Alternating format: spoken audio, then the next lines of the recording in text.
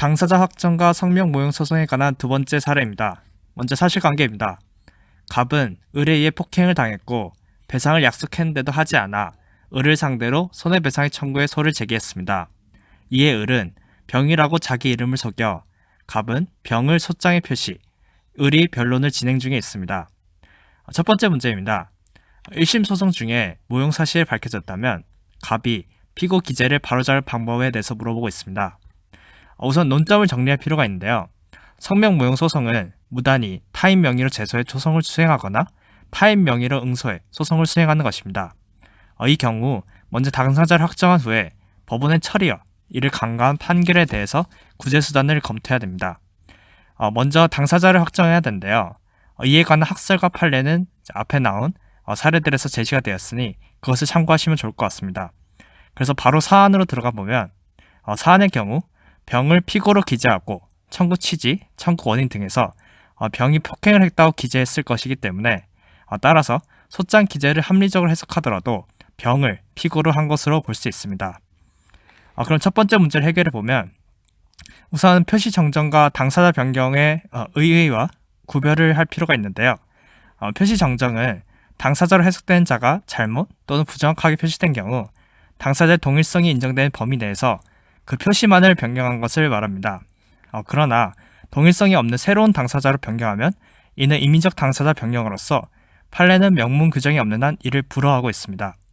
설문은 피고로 확정된 병에서 동일성이 인정되지 않는 을로 변경하는 것이기 때문에 임의적 당사자 변경으로 보아야 합니다. 그렇다면 명문 규정이 없는 임의적 당사자 변경의 가능성에 대해 살펴볼 텐데요. 우선 판례는 당사자의 동일성이 유지되는 표시 정정만 허용하고 임의적 당사자 변경은 명문 규정이 없기에 이를 불허하고 있습니다. 이에 대해서 학설이 존재하는데요.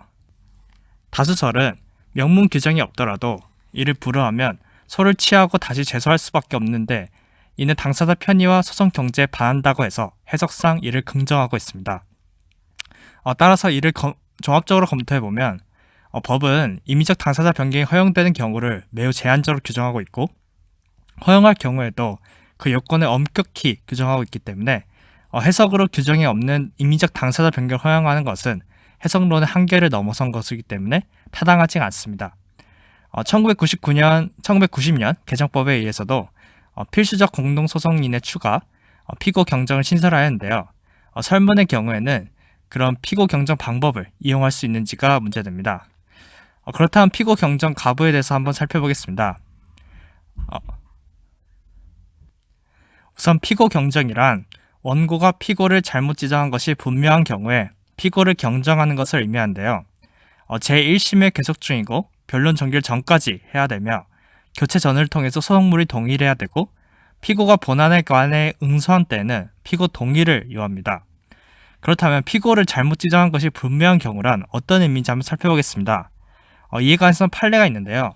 원고가 도급계약상 수급인을 계약 명의인인 피고라고 표시해 제소했다가 피고 경정을 구한 사건에서 피고를 잘못 지정한 것이 분명한 때란 청구 취지나 청구 원인의 기재 내용 자체를 보아 원고가 법률적 평가를 그르치는 등의 이유로 피고 지정이 잘못된 것이 명백하거나 범인격 유무에 관해 착오를 일으킨 것이 명백한 경우들을 말한다고 합니다.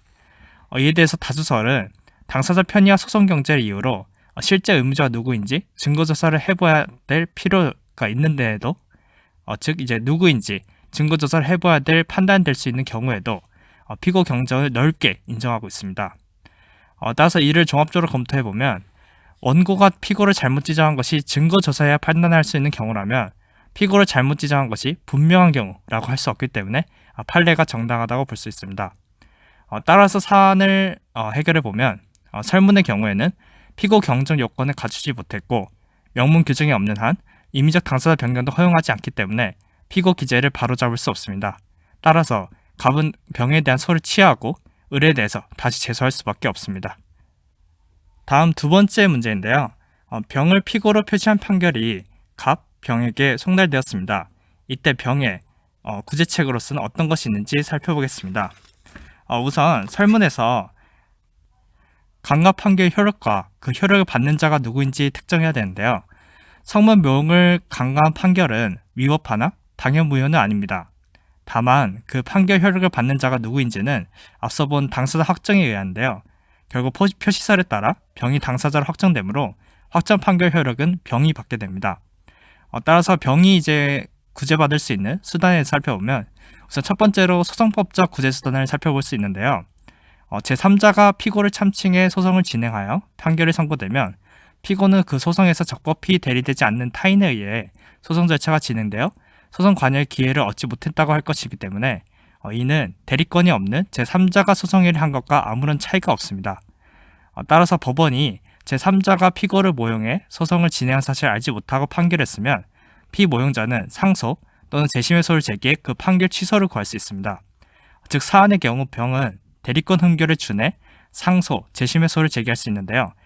나아가 판결이 확정된 경우 책임질 수 없는 사유로 상소기간을 도과했으면 추한상소도 제기할 수 있습니다.